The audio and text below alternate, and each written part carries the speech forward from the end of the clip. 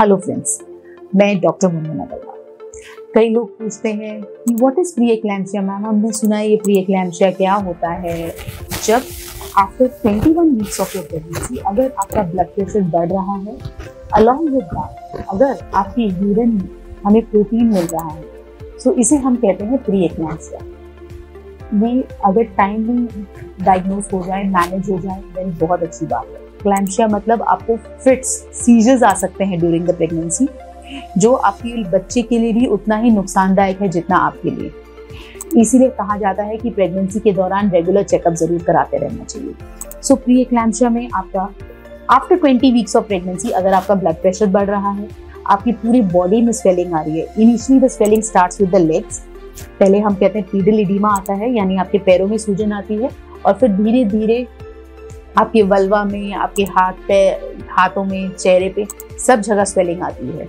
Generalised swelling आ जाती है, जिसको हम एनासार्का भी कहते हैं। इसके अलावा आपके ब्लड लेवल्स में हम ये चेक करते हैं कि आपका लिवर फंक्शन सब सही है कि नहीं।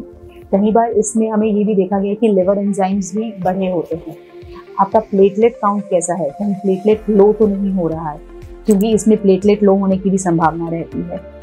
Next, renal function test, which is very important, कि आपकी किडनी सही तरीके से फंक्शन कर रही है कि नहीं, क्योंकि ब्लड प्रेशर हाई होने की वजह से किडनी के फंक्शंस भी अफेक्ट होते हैं। एंड वेरी इंपॉर्टेंट, बेबी का ग्रोथ कैसे हो रहा है। अगर आपका ब्लड प्रेशर बहुत ज्यादा है, सो वो बेबी के ग्रोथ को भी अफेक्ट करता है, विच लीड्स टू IUGR, मतलब आपका बच्चे का ग्रोथ कम होता है, बच्चे को ब्लड सप्लाई सही से नहीं जाता है, वाटर लेवल कम होता है। See frankly speaking, ultimately treatment is delivery. जब हम बेबी को आपसे अलग करेंगे, बेबी को बाहर निकालेंगे, तभी आपका ब्लड प्रेशर कम होगा एंड आपकी चीजें नॉर्मलाइज होगी। लेकिन we need to weigh the risk and the benefits, कि बच्चे को अंदर रखने में कितना रिस्क है और बाहर निकालने में कितना रिस्क है। So with a complete care with your obstetricians, please take good care of yourself if you are having a high blood pressure, and I'm sure your obstetrician will guide you well. If you have any other further queries, please feel free to DM me. Thank you.